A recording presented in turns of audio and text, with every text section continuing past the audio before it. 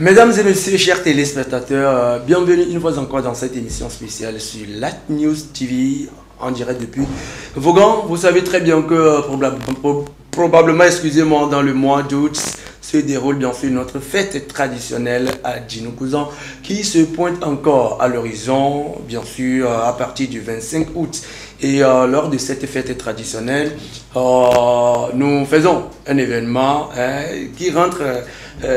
dans les périodes de festivités. Et on vient de me faire signe que d'ailleurs que normalement c'est 25 août, mais pour cette année, ça va se dérouler le 30 août. Du coup, l'événement à Djinoukouzan, un événement qui montre toutes les couleurs possibles de la culture de notre terroir, du Togo, du sud du Togo, surtout parlant de la jeunesse. Nous y sommes encore et ce matin, j'ai des invités avec moi. Nous allons parler de cet événement, parler d'Adjinoukou et puis parler de Djinoukouzan, l'événement de Kolor. Une fois encore, soyez les bienvenus. Appelez-moi Richard Atika et à côté de moi, mes invités sont là. Et tout à l'heure, j'aurai le temps de vous les faire voir. Après le modi ye mi le miak mon le kapo mais le Light News TV dit mi de mon nema de agbendi boko nemi mo ko sebe mi papa mo to fon nu audio de mi to bonya mo yina aussi habla le yina akule yina awuya okele bo he ne le bo wa don tina le kabodu mi to mi nyabe na do eyi yo mo le ka mi lo ute ba utira mo lo kwa Adjinoukou nina azade lena dina von to mo vio pata keke agblenu kwo mi do pata vo lebe mi ado apene ma to hono ado apene to gbe o ado apene mama be wawe bawe be aji inenyi anyigba bade enuku adogo mi kwa epo ya mo to ko dia edano odinua be nkeke bla eton gwomo kwa mia aglobe amapopo le bonye le agbasa le Light News viba agbasa ba mia kasem zande ya va vito anu ne kumi va le ka bo wona to hoya mia yele ni wona ikemi wona la Djinoukou be gama imi dans college bedi Djinoukouzan Djinoukouzan ade nu ka ko mbenyi wona ka beni dona modala Djinoukou be gama ko eni wona de ke so ho vi wona chodena von to apata be kola vo fiona enya po be na do Djinoukou be nkeke madia so ho vi ola do uti ti siblege ni to mo le kola iti ti mo ene ila po kola vo le mo blo je nti si de di egbemumu iya pata gbana lenti igbade na fiona be le von to me mini nu pata be wala kwa amapopo le bonye matro pata le amapopo banto ani abono bi ina lenkona Djinoukouzan be wona ya ibe ditumo afona na do ya dadari nekima leke ondi di bokona mosiamo après mere au fond les vieux d'apolo mawo d'apolo mawa oui on va Light News TV nebi pa apono vi nekima inele ni tato ne Djinoukouzan na iba kadamo zileka miaglobe tobuga inel fiozik bi de teba le Vaughan canton de Vaughan no le begloma amenel zim le fiozik bi da si gba bo ni togbi ganemi togbi sem ojima kalifo enelia togbi hondi ndi moto o le togbi vivio au fond snow au fond que cholo solo togbi a aussi venu togbi ablecha ablama ablama togbi motura kabu matia touré malo ko monyo yo bientôt mi to mi nyabe le vont to me mi dona bema une manière de dire encore que chez nous dans la préfecture de Vaud c'est ça la culture que nos aïeux nous ont laissé. Nos salutations sont tellement différentes. Je vais tout de suite tourner vers le chef canton de Vaughan Togouissenou Ojima 4 que vous venez Calipé 4 que vous venez bien sûr de recevoir en version locale. Il va se représenter très rapidement en français pour ceux-là qui ne comprennent pas la langue Wati, c'est-à-dire la langue élevée de la préfecture de Vaud. Togoui, bonjour. Mogba. Togoui modo a Vaud. Ah ah. Togoui est purement. 2 millions de traduire. Bien le dit. Togoui est purement authentique et ça s'applaudit de l'autre côté. Je vois que la diaspora qui nous regarde actuellement a vraiment apprécié ce geste de Togoui. Si tous les chefs traditionnels de notre pays peuvent se comporter ainsi, je suis sûr que le patrimoine culturel de notre Togo va tellement s'imposer sur le plan international. Togoui, maintenant, bon, bien il me d'attendre pata le ndia yele nibe Togoui taflachelo egbea nous le globé ou la cho apo be nunya mia di be décor a tout le nya be sokwe vieux mo yale do mi nya be nya we ni garant des us et coutumes mia we egbe anya be décor mo mia we le wadi pon iye mia we la baba jembe décor ya ma popo gbodo egbe a be togbu le zidi le vonto mia de a cho nya décor ana sokwe vieux et sokwe vieux la ko o cho va cho na wa be didi mo vieux wade enyi dole no huju ne mialo mo di le no sento akpɔnɔ bibia egbe ya de edu atrɔnɔmi sugbɔ enyi be enu yiwo me tomi lia wɔwe na be mi gba nyiamu wo ŋgba tsɔ miame nu yi ne nyi fiɔnyinyia se na miwo o de le miame kekeŋ le na be ne mia tsɔ nu yi mi ne nyi miame fiɔ me nua sa fiɔ miame viwa mi dopoe ne le wɔ fia le trɔnua le to ne via be le kelea ne dzo ya ebua va yɔ alo ne ma via ma yɔ boa wo ŋutɔ la so la ne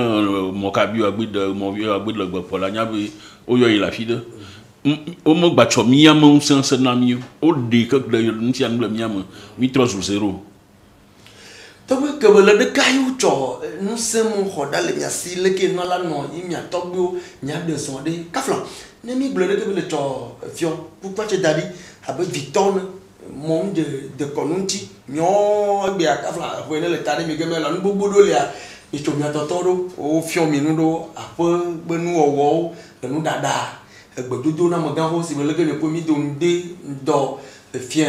wodona le miabe vo me evi la kpɔ amegãxo abɔbɔ ne ade bobo le ŋuti evi kpɔ amegãxo tsitsi ɖe yi ke ƒe yi ne le ta ne aƒea lolo gbɔnɔ ɖa baƒodzo abe kpe le ŋuti axɔ agba le ta ne aɖu mia de ba gbadza aɖu mia be numɔ egbea le tɔgbe ɖeke be le nɔnɔ yi mia sɔkpeviwo tsa mi ba mia gbate wɔ ɖi ɖo anya te ɖe pɔpia axɔ dzo ado se. Le kpɔa ɖe ni mi le fia enumɔme ɖe ƒe ŋgbali o ne le be ya fiɔ nu aƒenu yi be via wo ŋutɔ kpe la fiɔ le xɔ me edu ŋgbala me kplɔm fifia ne tsã ne mia tɔtɔ be ne le dzivia le ne dua la kple no ne le gbefu me fia le mɔdzi yi nye vitɔtɔ ŋtsã me dzivi da ɖi me ke ŋtsi wa ma ƒo du vɔ no ƒo egbea fiɔha dzo le gbɔgblɔm be duɖuɖua me fiɔha dziɖuɖua le gbɔgblɔm be mi gba ƒo miame viwo ŋutɔ tete o eye wo ame bu la be ƒo ame ɖe me via ɖe nuke la tso me no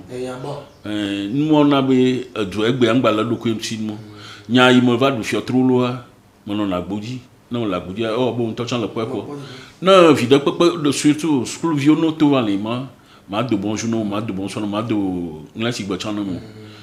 aƒe gbe yi me do no me fiɔ kaka enuma na be ame ɖoa enyi dzidzɔ ne wo egbeawo le nu yawo tugbedze le akpa ɖeka ne me ne biɔ sia le ko do no agbe le aƒea mete yɔ gbɔ mete gblɔ gbɔ va mia dea ŋde ŋdɔ wale efie alo nanyi lo mi ŋgba nyamawo egbea ne mi kpɔkpɔ bonjour bonsoir morning good day me mia digbe mo mia digbe nyi ŋde ŋdɔ wale ne zã doa la do fie egba yi tsɔ la gba trɔ tɔdzi alo ne ƒo gavese yina la do nanyi ne le kpɔ amea kpɔ la do nanyi lo amea tsã la xɔe nu afɔe nu wa mi ŋgba nyama egbe yɔ ne wole gblɔm ma le meɖo lia wa be nya nu wɔ le nyagbe wɔn le nyagbe wɔn adodo lo wodzo yi wotrɔ zu gãviwo kekeŋ wo ŋgba aƒe gbea wo ma gba do ame yi le nyi vo gã vi kpoa ƒe gbe la do pui la do ŋutɔŋutɔ woanya be vo gã le tso vo me le tso mi dzona tsaka ƒo gãgbe egãtɔ ŋutɔ tsɔ ŋgba te le wotɔ dome egbe ne woado ya ekpasa donye ya nyi ŋka ekpasa donya tsã le mia digbe me gblɔna le gãgbe me gblɔna ne ko gblɔna Nka. La, yang macam apa punya buah be. Ekpasa donyo gblɔna. Ekplɔ dunya nyamnya bo wacik bo mema. Ekplɔ dunya. Ekpatanjo yo gblɔna. Me do gblɔna be ekpasa donyo. Me de kukua ni i miato norto va s'approprier na miame gbea. Yo s'approprier nia o se xɔ se wɔ wotɔ miatɔ dzo kplɔ ɖo o lieu wa corriger wo be de me nenem yewo gblɔ ne wa o dzo kplɔ ɖo se xɔ wotɔ egbea se bla li dzi anecdote ɖe ma wɔ nu ya ne mi mais fiole do fo la ne homo il m'a pas ma c'est un gain vie pur et pas ça donner et pas ça donner et pas ça donner et pas donner mais mon va bien fio mi nous vraiment bien fio be ni a tu ya motor ni be il le fio le du ya mais vieux le bodo do ma be mal tout mon ton mo joati no mo il chala bloc abe to be pas ça donner le mi a fio mais ni gbọmọ le o chala bajo gbọmọ pour aller un moto be de la na be do la ni no mi anto mi am gbe mi do na gan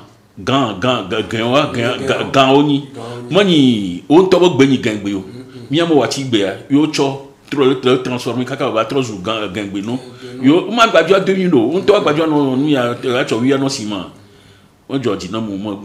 glo na fi aga mo be e do la corriger mon population mais ka ku gbe ya Matia we. Nyaga gbede etogbe Light New TV be enu pola wa me gba tele le mia pon le duta mia aglokobe togbe senu ojima kalipe enelia eye le mia gbo ndi ya gbapele amene le zimene ajinuku ron pe wona bo togbe be enu modedo yema mise abere apasa donye o blono togbe Ekplondu, ekpachandu. Mo do ekpasadodo. Yo blona. Ganvio no sibe mo blona no lo. Mo blona de no lo. Tobi nyama lo dari jijido ne ma ano bo bodia ajinuku be gama bile. Nu kale po be nyate wona la jinuku be gama. Ine wo be egbe ya le bule bo be ba popo acho achi akovia. Ngbali o. A po mo bo ville mo do me be ngbali o. Ajinuku za be gama.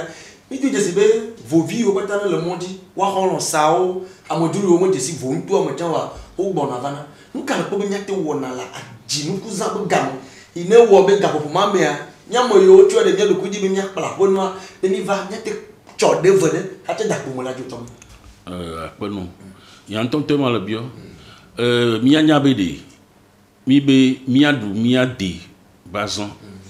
na mi dagle kaka devoir anukuo amia dakpeno mia to huno imi yona enyimawo mawa mi o chami nye dode che church to chon nye do i mi ato mi be mi ado apeno mawa nu yo na nyi mi amanu mi ona la mi ade mi amanu sonson mo mi ato gbe o edade be mi o chami na klo mi no to afoma nu yo mi dula don mo ato afia mi avio si gbagba dodo ya magblefia mi do la fiona mi am viole kaka pomo mi ma va fiona mi am viole le bon dieu nyam no me le gaboti vivi devant yin ko ye vivia to no be bonsoir quoi mo tourner be note gain to le ni mo do an le bios gain to ni o mo be do mo sanu mi me blo bon mi a dig bon tonto fi 14 ni ye ni gain to le ni mo mi mo blo na be fi 14 ni o fi gain to le ni gain le cho mi a dig bon tonto ma ba a moment sona gomo mi do la fion mo mi a devio mi am viola pomo no jog mo meri o cho ano do no yanya be vogami didi lani mani vogami didi ajo no gangbe domo vogami le bodika no le lo mo we on quelque temps le boba quoi o cho le trozu lo moto ano 8 ans gangbe abe le gangbe don no mo joji mo nya la sesona mo no le be ya ni vogami kwa ni vogami no la ni gambia ni gambi joyi do totol ane homo no nya be gambio le ni gamela no gangbe don mi a degbe mi do la do asi ado atwati hohoni kanflan mi sona mettre la preuve en quoi ma kay pa mettre la preuve en discours pour le gangbe me wachi be podona le c'est quoi no boka dona wachi be voilà to qui s'adresse au caméraman et à la réalisation wachi be podona to puis nke oduna la nyame gi echoya amodi be oduna wanya be gi tole nyia mi jo no nyana mi adigba won pona na mi omi alo vogan no pona na mi ato yo o mo te do na gbe do mo do be no yo do ma na yo ko no le ko ma le nyagi ya chua kopo kaka kopo mo chuche ba ko ma le nyia mi do la no mi ade manu mi ade vogan vo manu fion mi avio mi a no vio be enu ya le ke no na ya na mi o cha mi le ma de mi no mi abion be enu ya le ko yo ne e ya le ko yo ne gambia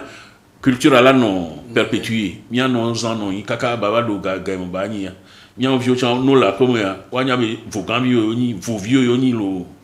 Merci beaucoup à Tobu Senou, Ojima, Kalipé 4, chers téléspectateurs. Nous sommes toujours là dans notre émission, une émission spéciale d'ailleurs. La culture, c'est ce qui nous reste lorsqu'on aura tout perdu. Dit un adage. Je vais me tourner vers la première responsable. Elle est la directrice de cette structure dans l'événementiel Nekima Events, et c'est la structure qui organise Hadjinoukou Ron chaque année. Le terme retenu pour cette année, c'est bien sûr retour à la culture. Nekima, pourquoi le terme retour à la culture? Ok, moi d'accord aussi moi do Vogangwe. De Vogangwe. Là de Vogangwe to. Nous n'avons Vogambi là ni. Midro la trova mia de Congo. Skule que le vai nenea nen mi bunya bonu ko kawa ne le no jiu le va hi hema le flawo le plonmo le duro ya jo cha la jo mama agbe você voine le jo ngombe fike le choa I mi jo ba le ndo manga banya fogan le cho ne le cho fogan fika le cho Magbanyo, le comité de la biarui, le comité de la voirie, un camiduna. Un cani, mia bunko. Le comité na douadou. Ma fo, le comité na douadou. Ima, nyenda chama lemo. Wa mi juba ngomo ko nyenda chama mo to ona yajia, ni mi jawo mia bo rana, sebe caravane mi dona u heleji, ado pantalon. Wa nyeto mo tambua ka mbe obe Hadjinoukou zan mo jiba lo pantalon kwa hidumare mo le nyare gbon me ma wanko mi mo tana ado ma do adu adu ala bo i ma toto le nyanya ko bo ma yo brava ne relation adu OK d'accord nko mi mo tana ado I mi be OK ku ya me mia cho adu tata cho de nom si bena ne mi java o caravana mi ma do au hiko nyata vo atadua voilà ne mi achova o nonomea kususu be mi ngbajo se mi cho a chibu vayo mi anto mi mo mi lo yo vo va cho onu yo ko cho mi kwa mi cho ho cho nkumo koko ba yo mi tro mi jila tro nonomea vire Game bajo di nyanto nya de to bongo chowu atributo mi va trouver so mu koko Enyo mia agnokobe aponovi Nekima ye be no mo do mo 5000 be e pe ya mo tokodia mia trova mia de benu wowo ye ni tanya ike be church da ibe wona ibe detuma Hadjinoukou rona bo e pe ya mo to adon bugu mo na milo bede e pe ya mere be miawa pobonu be idu jesibere awu yo dudu ayu voye choeva nyanye ko egbe ani mo lo wa mo dalese di video ba ni le kula me ko tan le ko mo jika de nyebe réalisateur odia o la pobe nu dudu mo ba aya de fion be Hadjinoukou zan fiovo panvo ma gba no dada diabo ma bi be zine ni go ya le wo wona ya zine go 4e édition e pe am no blibo ya pata le wona ya vraiment ton yo na de mo gbe va yale on a ni dawa ka o bari haji to ka o ni pe na yo no vraiment ton yo le yalo alors je n'en de comité ma funa ju pa de mo ka pa ka jo mi pe chigado banya gbopo setlova po black tea another boy Paki Chenzu koni gen statue chanva po ni abo haji lo ko cho vogan chanva nyanda chambi na nyama le na micro jina ha ke ma kanya if ya Nekima magba poto ano ebowi bia imale da bia ya enyi bia de ke denule miabe apu baku miabe sukulu ben nyamusu bia le problème est-ce que l'école ou la structure éducative de la région valorise suffisamment le patrimoine local même ado gomo no kwede le apogba miabe yovo sukulu yovo be enunyanya de na sikokone asikoko gubilo ne nyabe de konu apomoto na alo ma pupu de we apomo bonu nyale que ce que le bon nyane ce que le toi donne à ce qu'on la comme bon nyane tialo wa mo via tout le mer ma blon ko be wa mo via pata o hia ko nya bo sukulu yo me mi ngba chona asi ho gan le bana na ko moto parce que chi chobo na be na lo o buna be na ko moto nya ji lo lon vo ka wa yo voto alo ke wa chobo pa ko moto anchia yo po awo bo ni nya mu ma ti agbon nya da chunchi na nya bo jirudua ko nya toto ko nya chi chowa no la ba ti acho afumotoa ba kpare acho da abokpe sukulu to anti subena menyabe san mi examen ko na be na discipline eve dodokpoa o bi ona fogbo va mo dula se de te kuma de fogbo jikedo wate no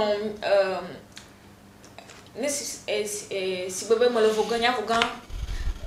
Mignon moi va le collège. Collège il m'a fait la cho vogan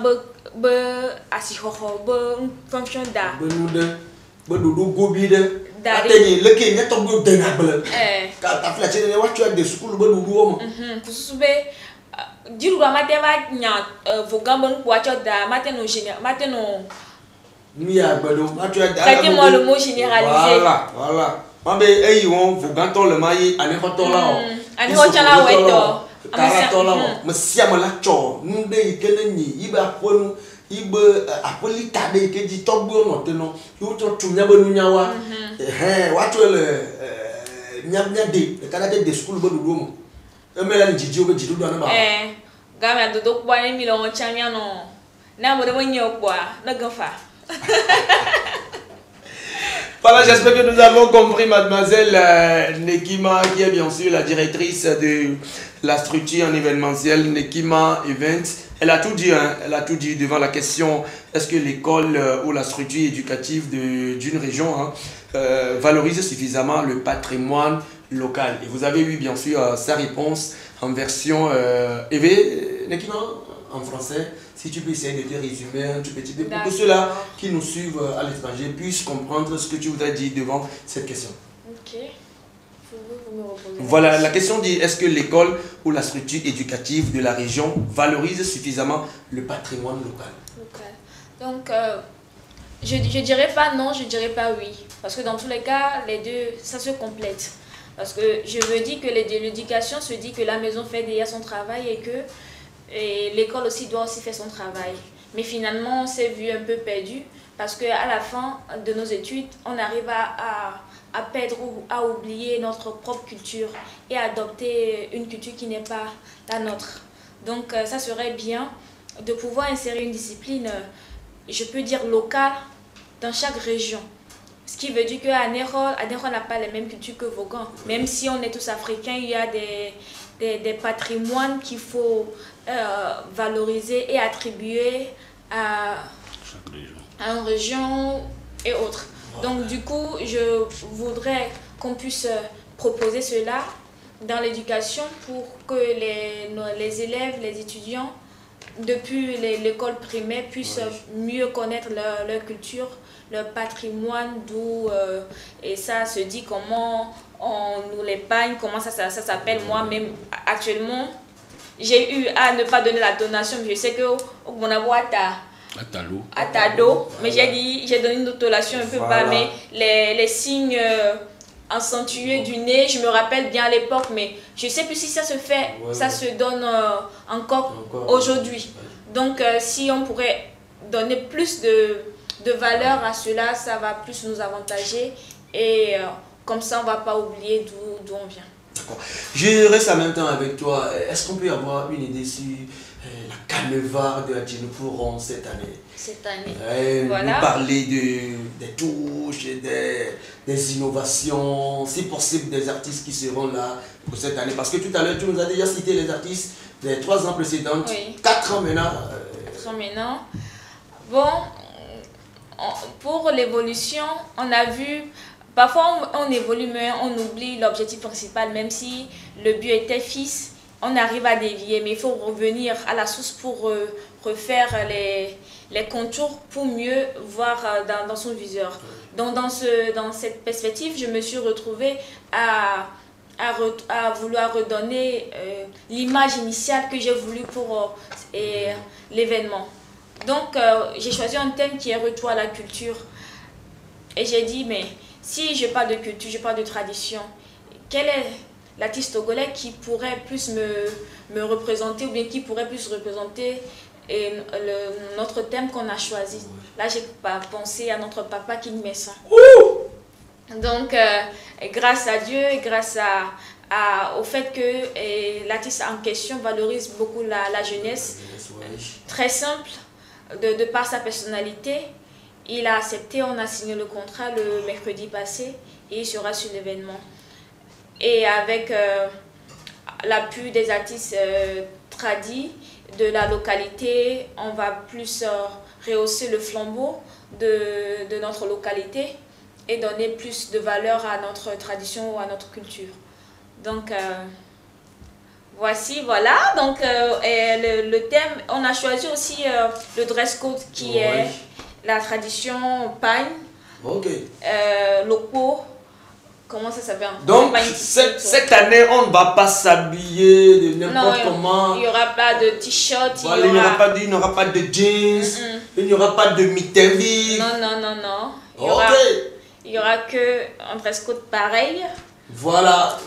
Comme la façon dont vous-même vous êtes habillé. Ah, Philippe, il faut se préparer en conséquence. Ok, donc oui. Laissez, moi quoi nous chamons le mot. Le sang. Il m'a dit moi le sang où là.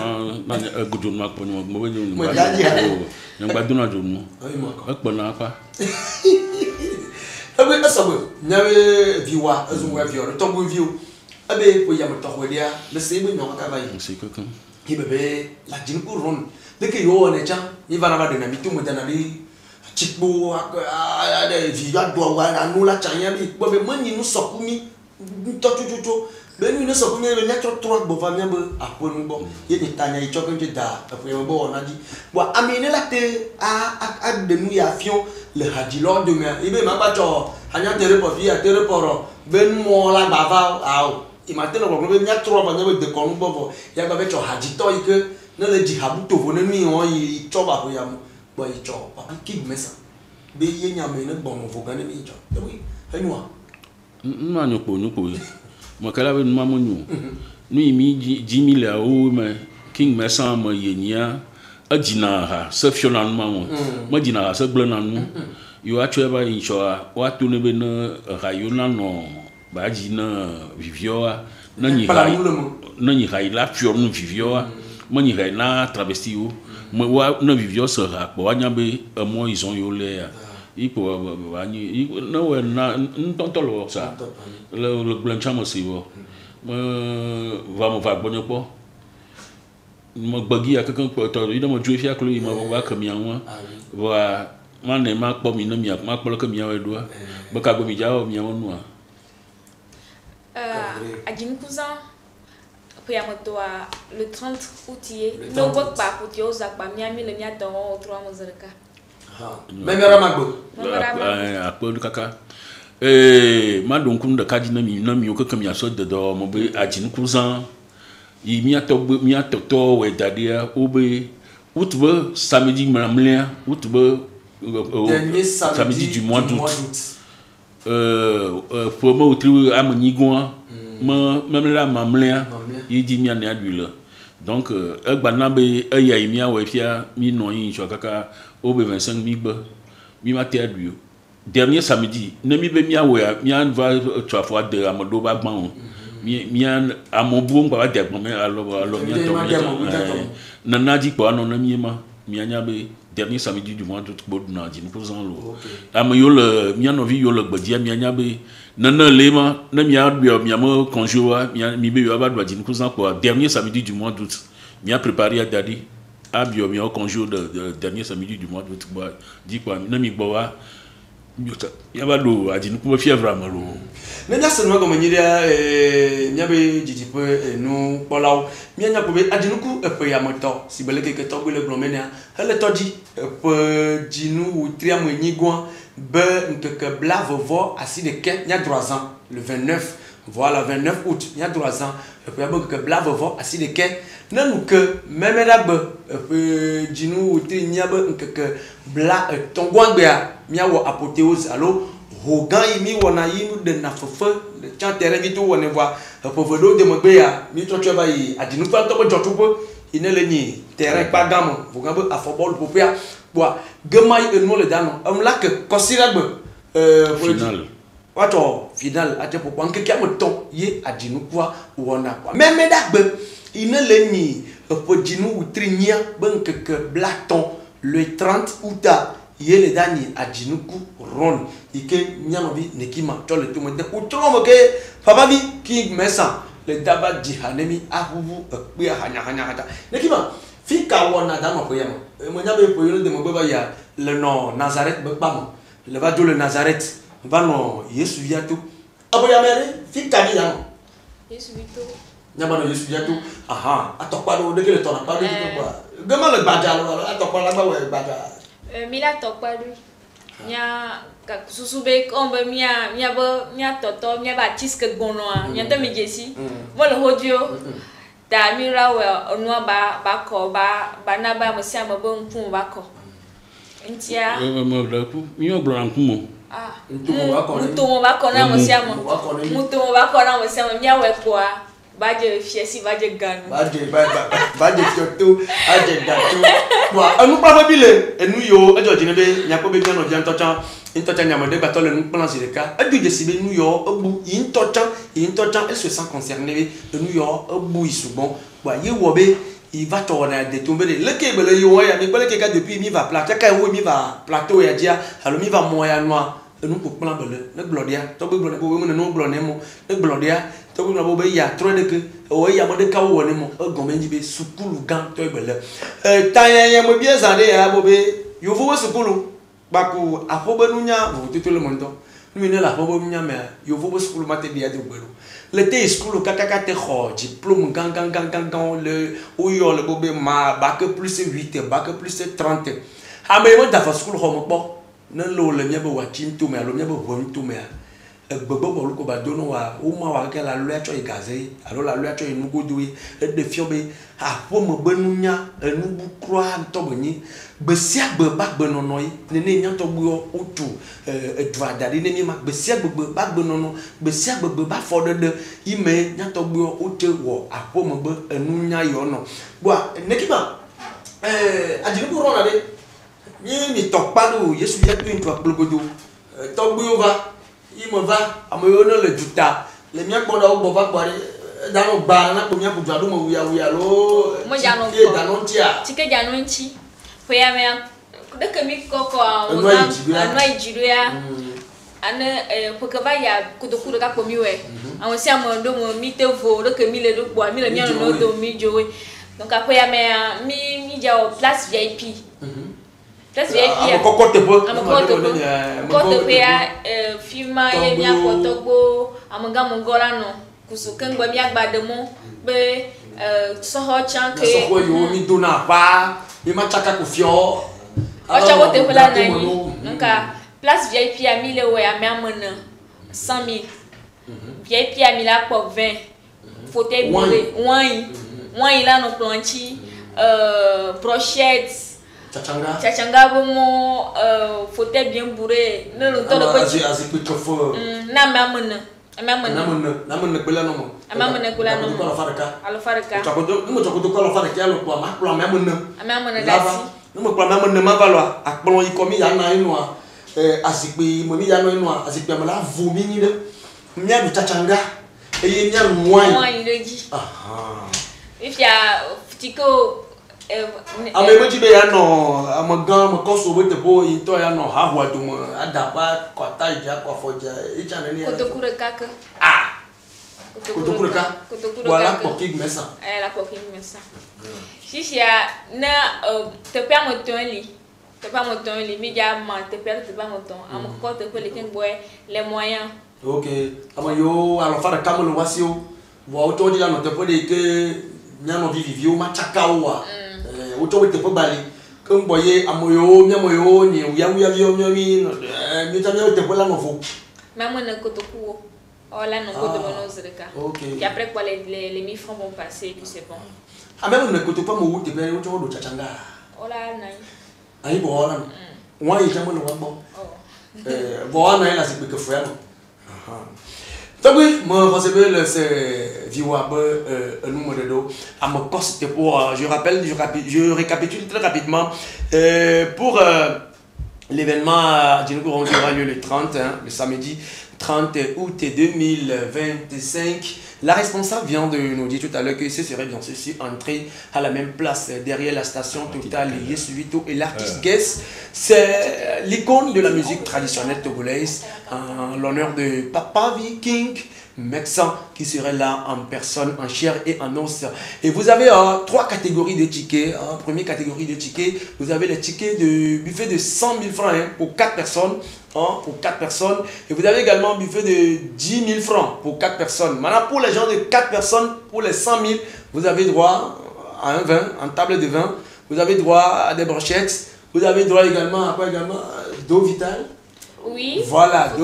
fauteuil bourré. Voilà. Donc tout ça là, ce serait à votre disposition pour que la soirée vous soit agréable. Ceux-là qui seront aux côtés des tickets de 10 000 francs, 4 personnes, si je comptable totalement bien, ça fait 2500 francs par personne. Voilà, vous n'aurez plus totalement accès au vin, aux brochettes et au eau vitale, mais vous aurez quand même accès à une bonne place, un confort, pas la moindre. Et maintenant, nous, la jeunesse, ceux-là qui n'ont pas les moyens, vous n'êtes pas oubliés, parce qu'il faut penser également à la classe la plus faible. Du coup, les 1000 francs ne sont pas du reste oubliés. Avec un ticket de 1000 francs, tu peux faire ton entrée et être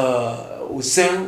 du lieu du spectacle pour voir ce qui va se passer, voir Kig Mensah chanter. Maintenant, je ne vais seulement pas rester avec l'artiste Kig Mensah. Est-ce qu'à côté de Kig Mensah, on aura également d'autres artistes? Bon, je sais que Kig Mensah est 100% traditionnel. Maintenant, est-ce qu'il y aura un artiste qui va essayer de faire émerveiller la jeunesse? Toi-même, tu connais, quand on parle de la jeunesse... Oui, ça c'est vrai. Ouais. Bon, les 4 années passées, c'est ce qu'on a eu à faire. Cette année, c'est purement la tradition. Et puis avec le budget qui nous est réécrit, on ne pourrait pas trop faire des escapades. Donc, je profite pour lancer oui. Si vous nous regardez, que vous pouvez aussi prendre part, nous avons besoin de financement. Notamment, c'est la jeunesse qui veut faire son impact, mais qui n'a pas tellement d'assistance. Donc, nous sommes ouverts si vous avez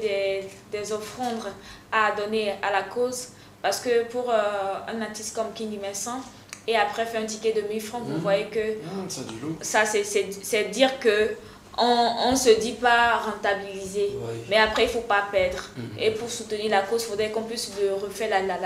l'année prochaine. Donc il faudrait aussi quand même qu'on puisse avoir ce qu'on a investi pour l'événement, juste pour notre fête traditionnelle. Parce que dans tous les cas, si Kig Mensah vient le jour J de la fête, ça honore toute la préfecture de par ces chansons qui valorisent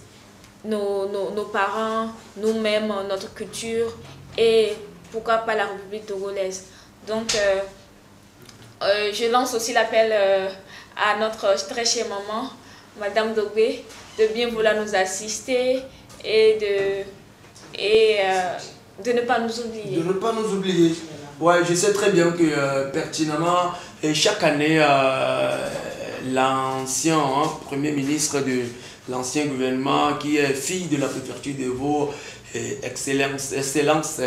Sidé Mero Doubet Omega, a toujours accompagné la jeunesse sur plusieurs plans et surtout avec sa montée dans le gouvernement. Il y a de cela quelques années, elle fait beaucoup pour la préfecture de Vaud. Pourquoi pas ne pas aider cette organisation de Nekima Event pour que la fête d'Adjinou Kouzan, édition 2025, soit vue sur le plan national comme étant une fête bien organisée parmi tant d'autres. Donc nous espérons toujours, pas seulement Madame la ministre, peu importe, tout le monde, la diaspora, ceux-là qui sont en Amérique, qui sont fils et filles de Vaud, ceux-là qui sont en France. Une fois que nous aimons notre chef préfecture, appelons notre soeur, tout à l'heure elle va laisser ses contacts, appelons-la, hein, aidons-la, soutenons-la pour que ce projet qu'elle porte sur sa tête ne soit pas un projet unijambis, c'est-à-dire quand je parle de unijambis, soit à sa seule portée, mais soit quand même une tâche que nous tous, nous allons mettre notre main dedans pour que ensemble on puisse dire demain ou après-demain que c'est nous qui l'avions fait. C'est très important. C'est ce qui a tellement manqué dans notre chef préfecture, dans notre chef Vaud. Celui qui dit Vaughan dit Vaud, c'est le nom de la préfecture. Vaughan, c'est le chef-lieu. Je dis que cas où là non bien Vauvio demain, il ne va pas bien que les miens non anti, à Nyaboka, à donner bien non à Dassia si la simia, à Wavona mi vide, pour abayer bien en via à l'automne viva à doigt à bas, à bonne ville. À Yorki Messan, Ben va nous y aller, vite puis à la canne, ma canne, à me la sur Blave voir ni à l'eau. Non, do gloire, Blave voir ton lot, alors Blave voir au fado, il vous bien voir. À bailler du bonnement, Caflan, via mon lèvre pour mon y voir. Toi si ma vanya la ma vanya bokaka haba yoki mesa jojo kalate wona dumavio une nivovio le duta amodo mona bonu de ka ma toi si dino amoto na tabacho na bo mo vokanto nyamanyu amoto na kuma bo le vokanto nyamanyu ha otito mo vokanto manyu azumbe nyamo ne to vokanto de me nyo bo na be mi vokanto jojo kalate wona vovio pata kanto mo ye le vokanto mo jojo kalate wona inya kalate do no ka bo mo inya pele nyano bianti le kwali mieux que une hoya mais vous grand vieux mini me le comment ni aglobe ya imoni vous grand vieux pour le moment va ya me globe azan ya me vous grand le camazin vous que camazin ne chamba ya au Glambé préfecture de Vaughan allo circonscription de Vaughan Kakabatros préfecture de Vaughan Tchebatro préfecture de Vaud. Il va trop préfecture de Vaud à Mia Moyo le Vaughan chef-lieu à Mima Bobé Mia Toponyazon Azan Vaud doit que commencer le Dabatio le Toplio le Amagnon le Badbo le Togoville le Pouyo le Savor au Chanzan oui quand on me au Vaughan quand on me il au Vaughan nous chant le bichou de mon poa n'avait imagine na dula ke ya miamayo la dutade miyo la kpana de mianti miata duna san ya voa un de kam do jesi na mia dito a mia voto ke kwani be mi te de na logo mu alors de gomu ya vona mi kaka na be na nu yo na nyinu mia de to a mi te de na to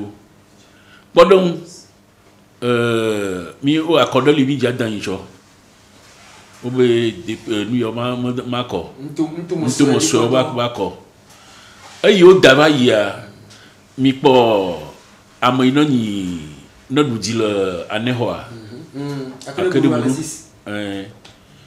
amoma mi po mi do le anehoa le miamo vo me ma demo ko ya voir le anehoa ne hotro na hotro ko miamo vo me adi maka chente we miamo vo me miamo no vio le bedia na mi be jwa na nyuno yo wa mi on te la na vous quand la nuit na mi gbedi ba plan kaka bovade mi ma ba expérimenter mal le lomo na mi gbedi kaka mi vous de mi bova mi hanbo mi asaba mi adi to ko uno tabla je uno avon be ni ba wa bo wa yo maka no ofugo o ya globe ya ofugo na be obo wa yo ade mo to mo blo le antenne le tu ya mo bobe na amai na be le vont be na va to la pe wa ya na cho ngba chogaba no mu la be ni chogaba mu na ma dui na gbe blo cho yin ma fion be yin ma ya yi to e o ma no nti i ji be atu ko ile kala ji plan ya na ple no ko nyan to ma no ko dirige kaka wa do ani a safi ko ba ho egbe ya cha hu e mo ne ba yi egbe ya ngbalio egbe ya du atro na mi kaka gbo ba mi o cha mi am capital e ni Vaughan na mi le Vaughan fia minute na ni la wa yi lo mo oh le mo voie nka mo ma mi ju le khokhaya le lo mi aha ya le Vaughan aha ya ko to ku fa lo ko to attend le Vaughan a cho mo a lo do mo lo mo amola cho galele 5 millions 10 millions après ima l'eau de cal l'eau voir 5 millions mal appelé il m'a ou le fougan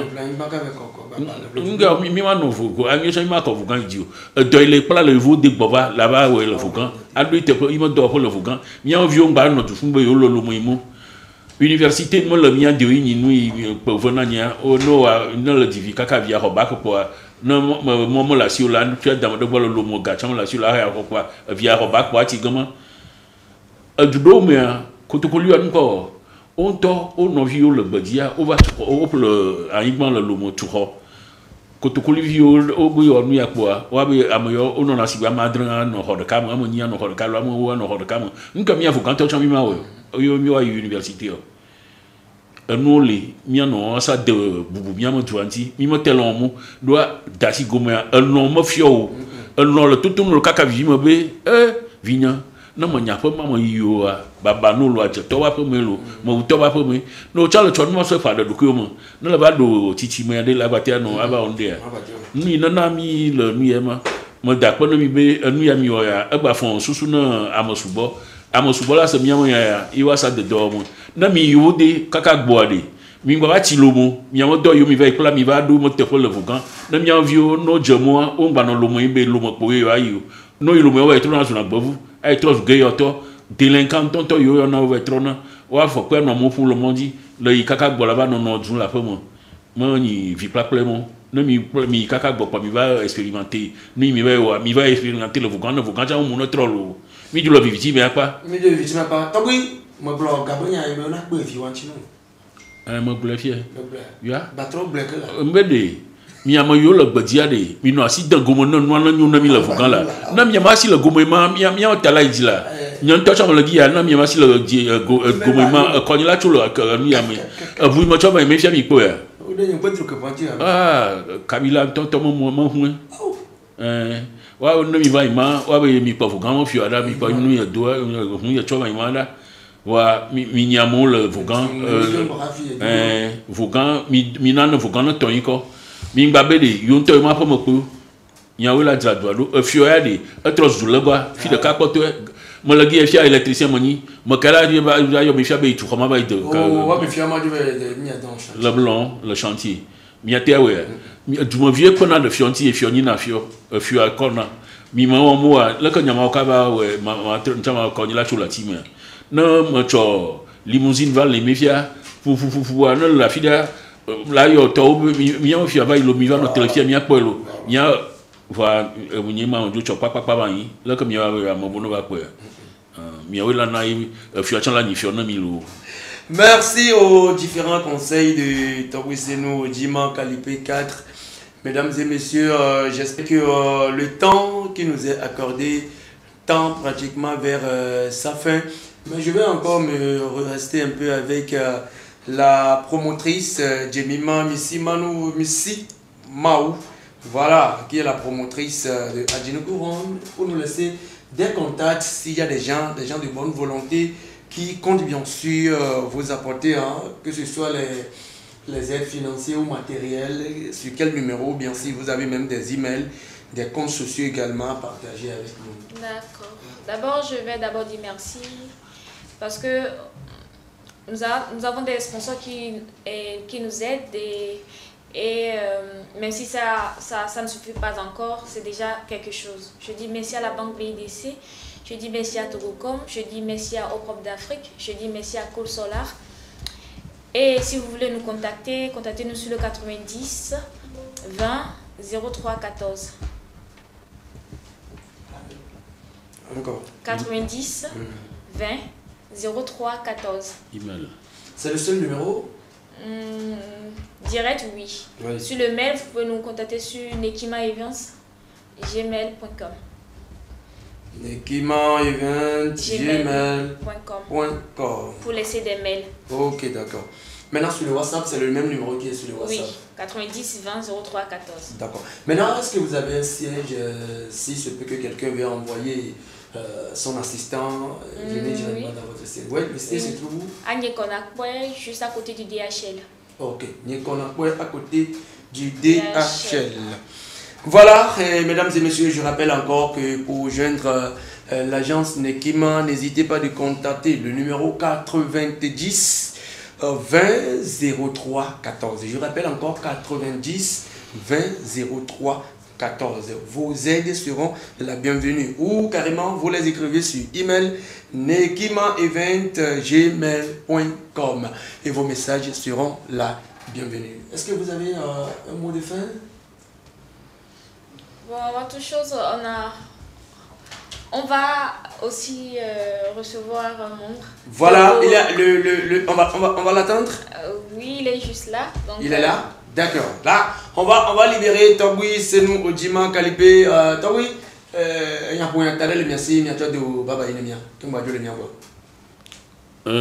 Maintenant, tout dit ton octobre, à Djinkou, il y a mis Yadwa,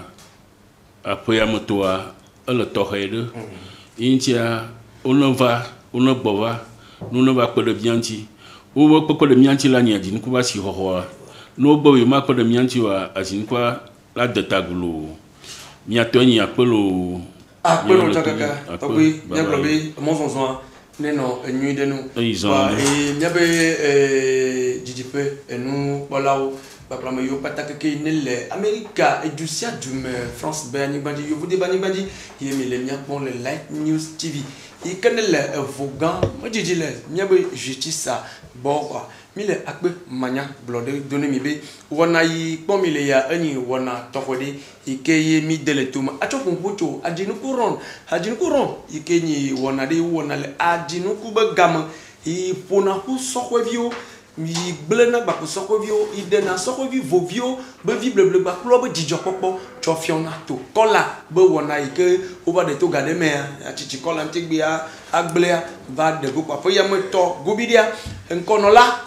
na mi nya be obe po ya me abe itrasime tonti asime itrotonti ani be na de chanva ya be yo wone i be nyina enu de ike po yo va blena vi yo va dona ha adwa wi mo jewa bo ajo va iba du jesibe le ferme ton ike yo wo va ya po ya me to wedia ijibe yo la to troko akpo yo be de konu gbo yo la te nyomu akpo apogbo be de krukru kanu makpo apogbo be lan klio basima ye be vetina be tablabla de apo ibe chona be ken bo mia onu ya be ya to di cho iba pomo hele be ya to nyekone ya kpo ibe jotupo ya kpo ibe source ni wona mia be wachigbe ya jomo le gbogbolu mia be gbedudu mia be nududu mia ba votata mia be wodudu agbaja gazo poka be nu mo kwata de ya to de to mone ya te do asikoho mia be ajinu ko zanji ba ye na be tanya be tova tanya le globe de manye ko ma kwa pogbo la retour à la culture manye ko no ma kwa pogbo manye ko ma wa pogbo ba ye ni tanya ine le tomo ba mia do jesibe kaka mi to onaja mi kasem ba ple mia be togui buvuto togui senu ojima ine de nu mone mi gbogbodo ye ame ine le zimo le kapobo na ine ni nekima mi base intocha be nu modedeo king mesa enya me ne gbono incho oglo nemi agomeni be no amole dafo chikia olivo kotoku de katoli kotoku mo toli kengbo kotoku alofa de katoli vomba se kotoku alofa de kapare ne jine ba vanvan o ne jika ne ba to kotoku alofa de kabe chike gbon olia le da chachanga wo mia mia mun e da du le da du ngaja le da nu wan wo mani wan de gbepolo mani wan o nu na le nu vole ya po me la ve tournoi ao alo le nu vole ya po me tala ve no do ma me gbon wan ya dudu wan yi ne le nu pola nya be ya ichen wan azan wo be le da la de gato akpodijo adojijo na clan akpodijo le clan ti oni be la gbo be da ba azan po ha no chacha gan pa do mo vivire la ba to pa to ndo go me ato la gba no konji fotuma me gbon mi lo o to si mo cho le capable enanti meme da gbe po dinu o trinia be nkeke blaton eye le capable wona le da po mo va le fika vogan yesu yitu total la bon gbudu mo tu o da to paru gama ga hadra gama ru ga le ba cho meme da gbe ma gba po gama la ado de si kwa akpene mi be mi le mianti ye mi le se nu mo de yo pata le wona to hoyama ma to le mia be amapepe velia ine le da no mianti le wona ya be akpa vogon do mi akpa gban to ba ivo mi aje akpa vogon ji kwa mi demande be ne ma do wezo apeta de mania wezo Richard ok handi dia to oli aussi la bonne aussi na le ka o mo ji ma be mo yin go to budo na nene ne ya budo ko no ya so ko ma ba pe meeting premier va la community la toaji tout le monde peut pas essayer cas nema ado c'est nebo ni disponible pour moi là mais il y a pour les Asie Amérique le France le animal peut toi ni le toi que vous viomi ya vous ba wa me ucho na le community so de na do ngasiaga mundu na tu kwa no bata na no be ka ke akwenu fo ono tro no kwa kwa bo le community ya les mieux points, les autour si nous battons les mains, si nous battons le cas, nous voulons encore dans notre cas. Après, ne apportons des manières, il y a mis dans le jibe Omega. Mieux tomina, be ni de kakbudia, ronane, volume, toi, et ne can sortir peu encore de dia, apportons des manières, maintenant, de calais, sortir tio. Bah, ye wobe. Ndia amoje si le gomo vovovo no be kamotete benyo nyakwe kamotete aka kodada ko playa mani ko yu dana po me la jan yam blomololo aw mani mayo na gbanye afobolu ine kpo ne kan gbeto so ko bi o be la mase no no na be yin to le geme via na yo po ine le tati jinu wa e vire wa ne le pe aron po ko si we mo we ni vire ne do agon me ni be kamotete benyo wo ne sport e yo voit glo na sport benya wo ne kwa ke bezo be américain benyi be so ko benya wo ne a elle représentait alors elle non vo we cap il n'est pas tout de qui champion pour sortir bio be vovi non vovi fond ou abe comme yé belle mia bono le ndi yakwa après de manière bien bien il est le bonne no wa macho do do pla mo ko se le gbesa so na macho tu là oui jika mo tu na mo nya bien bien le globe de après de manière les jeunes de Vaughan vont-ils encore intéressés par leur culture, pourquoi pas ou pourquoi pas. Nous kanti elle be miebe vobe soko biwade ou la batte cho asihoho ne wabe dekonwa. No wa pasi ko ne a o ma chwe no wa no wa chwe ne de no kata no ma chwe no wa de no kata. Yo, déjà d'accord. Ma ba yi que ben ko mo toji a no be na wa mvale faut wake up ba me no ni no compona le faut wake up ben comme pour moi tout mon pourquoi dire de bra faut wake up ben me no lokti il veut tomber le président ou toi Isaac Amenglo bureau qui est do bro on ko le diaspora pour on faut le to bois et pour non nanti le faut wake up ben no di la do bra ça faut wake up vous venez non et on va me là non do ngogoro le ni awe je sais que nous va nous glorer ou avec les miens trop non les miens dîner nous les miens dîner je sais que quand nous coaching bien les miens on va se mettre ici bah ma bon ben les gars au bien ma une petite et ma j'ai comme les que et sans va il y a les miens je coupe il va il y a ne on va do me be tu be il faut changer tout le temps et miens bon fille miens be ni pas ni matière ni on a dans son petit voilà non ni on dans son petit bobolé on va au moment aller school boji on va des nous faisons on va des jours de school maji et bah ouais ben bien vieux a bien tomber à débris à tout temps battu de donc un objectif nous la pas et bien ben dodo et bien aller dodo vous voir les radis ben non pas encore réseau dit ah ouais bien be viwa o mo be nki to ni be mtoto ni mi ade mi be fo duwa so fion lo Africa duwa so fion la filoa e na fo we be mi le copy amoroto ba mo be mi mo be nyato dare ka fi ke ye no le vile le ba ya o me na mi sa di bi ajina fi di bi ajina l'América le wo to l'América le wa sa be ko taji que mi sueva mi va copy mi va le mi événement on a ni tata les filles Miss Benya Miss a mi copie vous Miss et à plutôt les gars ado et comment on ça Miss maillot de bain ça Miss nous on va ouais mia faut vivre que mi le pour quoi mi ko be mi lo so quoi mi mo bien be le be que ti nya to bola wa mi mo bo dare ngodo ngodo bele ko ba ya ni to bo san ni glace on a sur la concon neto yo so no na o so na ne to ne gugu ne fufu be go bi no ba ina ko ko fine ngba na cha e na ainda fa que eu vou glace lá e passa lá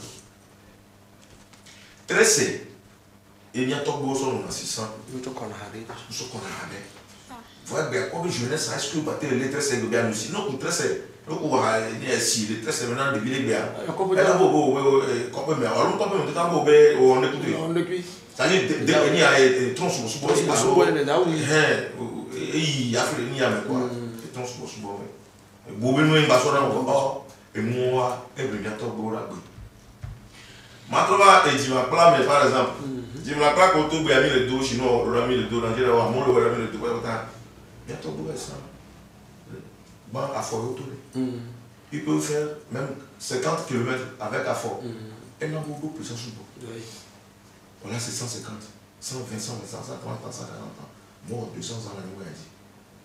voyez bien Jim Akpla en matière pour ça wa mi jo passa wa do be wo bo yin toi wo be mi no be bien ko to yin bien to bien no mi no be mais tu n'as rien to go do na se mais tu n'as rien be ya no to mi tu n'as rien do ya jeunesse à me donner un coup bon bati bon le ban ma do ya voilà et moi une que les mères et là me peut avoir peut-être la tenue ta be dire et on a pas pour me va faire mon menero so va itachi on me veut le monde né non pas trop il vidéo et les bébés nous a créé les réseaux sociaux be nous collectif qui met les pots ka fa itonto la mi dara fi be no fun na no be écouter ni no ko ni ya be me ka le po mo pata nko mu je pa po ai ko le nu ma do pa ji do na ta ko e so ro no de premier de je no na ko ni da do e we be mi on to mi be ndu do ke je na mi na do su ka bere be to ni mo do ga le sang le soupo ya ni ya esco la semaine que tu rêves ga mi be ga ben o mi no na ja mi no na ha mi no mo et travaux manuels on a été au bord parce que le poulet il est du poulet il a deux fois sur que je vais voyez bien bien en tant que va bien dit ma o hip hop il est et ouais ben il est joli t'es comme alors il y a ben dans ça même comme il a tout à ce dernier ben je suis peu bon fou on le Gabriel les gens ben on qu'un ami le jour il est ouais ben mais vieux au le bout maintenant les gens sont pour le langage que les gens vivent de fiona même ils sont pour être bien dit là quel balle vivre la balle est donnée on fiona la balle forcé les schools pour y aller on forcer les gens non sont la balle est bien au déjou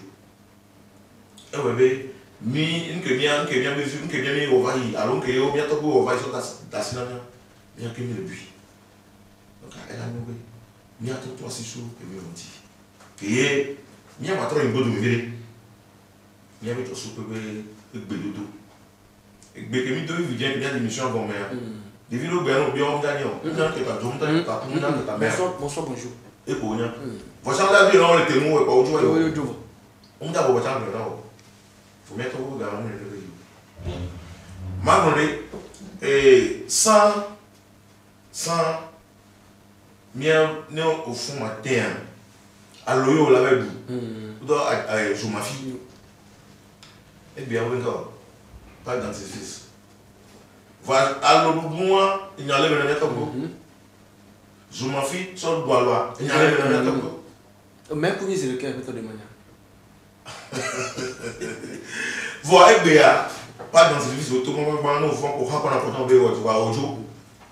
Eh bien, il y a un bon milieu, on va hôpital côté. Parce que il y avait, je sais pas de moi, milieu. Agleno ya besan nka be mi no silo egome togodo lo be no amu joro la meji o le na siku gunu na wa enyae voye bien no kusiro gome na le be no la wa awo donc a ewe be mi jole be mu ko no mi asia mi jolo wa donc ni be mi atro ja papa ahon enu abali trova de pere nio pataka que il faut fico minha fico lo non a bena de teu no no fico le fufi o le fion no govan wa so mezo alebe et à Saint-Kaka, niveau de la mal de via, et les gars, c'est quoi, c'est plutôt, nous, c'est le cas. Donc, Béa, nous, les gens, Béji Benundo, ou à côté de l'homme, au bout. Nous, nous, dans l'activité. Habis tu de mana, nama asenya wa gomo kulide, gila plomi kaka, baba plomi bolo ya kluma, nama ase don't you wa gomo comme le boa, ekbea, mia biabia ire le blogro be, mia vo vieware, vo be soko viewa, mi ba le choisi hohone, mia be dekonwa, boa, mi la si hohochone ba mi le ngolobo. Mi mo le so ko de parce que mi ba se on totan prato. Mi mi so ko retourner ko ba va. Yema. Et comme que mi pour derrière. Nous on me la tourner moi so ko na na mi pour derrière moi so ko ta to. Ou be de dire ko ba le la ba be no be de ko mu nya ba do nya. Ba do nya ko ji. Ah, on na ko so ti. Fifi ana te si to chambu de vito so me te si ango pede. Wa be nya ko nga bo ndo le amio. E go be jo so pe on fi ka ta ba do fun wa de parti. Habis tu de mana le toi signe de dia be kafla no kuchi le tresem alors ni to gumu tu na vidéo be nuya la bo be nu mak le da ba be na le da sagbedu le da bo mo boya bo be de mi le chaka nya be de konu ba nya be subo subo wi be bon muni chaka le de konu ko jo subo mo yo no se combien para nya chaka yo nke ba be mi le be chaka o malgré les vous christianisme ça y Christos subo va le chakami le nyabe de comme alors nyabe josso ko benu subo ko et ouais confusion le na yele e faire au passant là maintenant neni be mi de tron subo alors de comme on la parka et church chamba parka ka on a pas avec les joku bien to go be jojo benia e be mu pata zonati e be mu po ta to e parce que c'est né bon faut que être supposé va we be ni pour avoir mu pata kia e ni tron supposé alors yi abosun be ta ncha be mimba no tem e bera agokuku ke mi no na to go gamea o so na agokuku so na ta aso ka bi ko to ko atan wa do na be me ke ba do voilà nous on passe bien on peut la gourmand oui avec le jeu vidéo pour les joueurs bon on quand pour 10 heures là donc je le voilà nous quand même quoi et trop on a il y a donc ça ben c'est m'a frappé corps elle en a voilà on doit c'est pas que nous tout monde a tout le monde bon alors pourquoi ça m'a le dans la taille nous les nous secondes et voilà voyez bien toi les vieux ne sont pas beaucoup ne va pas comme tout do so ya be ko la ti no ma la bo be la be ya do agun to e to la do machine anglais wa ko be awi be duma la matière you voit wa que to tout le duma elle est ça le duma le mia un quoi mi pera le que le bob mia wo do azon i nyonyo la to gede mia vo vieux te le vo vidéo nyonyo la to gede mia vo vieux mo adinu ku ma do be mi le ncho ye dodo i mia no vi ni yo moto ni ki ma to de to me ni be mia tro va mia ba po nu bo ye ni tanya be cho dai ba jinuku ronji je po le po be mia te wo do asila mo ba ku nekima events ye tanya mo te dadia mia profiter ha zon le mo hana be vo viwa te to asi ho de nu mo pataka le pa ya kaka be mi bu le ka le po be mia wori bon mujima ta connait là dans le projet puisque quand on voit là après il y a un projet là au cas à ouvert ton cas même mais bon on fait voilà elle ou elle a préféré de voir quelqu'un et nous ne venons pas voilà les goya maman quand les écarts elle a n'y a trois mots ton sauva n'y a pas comme bon nke di ma problem ndo do ko mi atogbo do na ke mi no mi atogbo na gbe e la je be mi na otutu na je so yo so kuro be de ba benti ni ma no boju ne tutu na no me a je ne viola ko to no wa gbe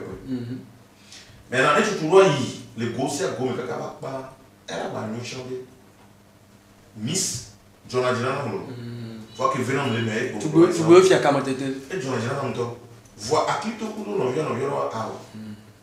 quand Flandre mi page ni à TikTok ni dia un déploiement noir au Miss 2024 va donc et Jonathan on voit à Clito be ni noir et les projets à projet. On est où on est tous sur pour les besoins. À mon avis, il y a adoré on a des. On a des da nous on a 30 jours, on a 30 jours. Oh, Vicator, Clanco, On a nous il y a trop, il y a des vieux vents noirs. Ben yam et peut-être que nous d'adawa yam. Anya le pour na bataton. Anya le dona gavi. Vilo to le ne pas de problème limon. O gbado mi atuta la limon. Nke o mi ato mi o mo ga me o na cloli do tom le clou. E cloli ba le. Mais cloli a ko vile bi na ko. Le na ko go chite. Ami wa mi ato na de bom de ka de mi o so ko be. Ni yo wa nvu vile ni mi ato bo ba ni. Yi o se ja ma ba ji. Et bien tout le monde aussi avec beaucoup de gens et misawa nous avons mis aux oreilles nous sommes montés misawa on va dans la fille de la réponse on considère les mille ou elle n'est pas là non mais bien sûr ouais ouais bien que beaucoup bana au temps que ah bien tombe à mieux bien non pas mieux au temps que parce que la théorie bien. Merci beaucoup aux représentants de Vo Wake Up, Monsieur Demagnan, Omega Baku, de son vrai nom, mesdames et messieurs, chers téléspectateurs. J'espère que nous avons passé bon nombre de temps ici sur l'antenne de Light New TV. Je vais tourner très rapidement vers Nekima. Nekima, si vous avez très rapidement un dernier mot ou un mot de fin. Oui, d'abord je vais dire merci aux représentants de Vo Wake Up. Et de passer dit, j'ai vu qu'on a beaucoup à faire. Ce n'est pas juste un événement, mais on doit, pourquoi pas, organiser des séances de travail avec ces jeunes-là, avec nous. Je suis bien évidemment patente où je dois aussi apprendre, nous tous ici. On voit que bon, on dit qu'on l'a perdu, mais comment on fait pour... C'est le travail, c'est de passer à l'action pour reconquérir ce qu'on a perdu qui doit être maintenant notre objectif. Donc merci à tous. Voilà. Merci beaucoup. Tu as un slogan là qui me plaît beaucoup. Jeunesse. Faisons parler de nous. Voilà. Jeunesse, faisons parler de nous. C'est bien sûr son slogan. Donc, pour qu'on parle de la jeunesse, aujourd'hui, le grand frère tout à l'heure, il a pris la parole. Il a parlé de nos ancêtres, de nos aïeux, leur vie quotidienne, ce qui a fait qu'ils ont 30 ans, ils ont 130 ans, 120 ans. Pourquoi pas aujourd'hui, hein, dans les années à venir, nos progénitures vont encore parler de nous que nos papas ont vécu et c'est ce qu'ils faisaient, c'est ce qu'ils chantaient, c'est ce qu'ils dansaient. Si nous ne faisons pas un travail aujourd'hui, on risque de laisser du désordre à nos progénitures. Monsieur Omega, oui. Voilà votre mot de fin pour clôturer cette émission. Non, je ne saurais que remercier le DG de Light New TV et Madame Nekima et vous-même en tant qu'animateur et les techniciens du jour. Merci à tous les téléspectateurs.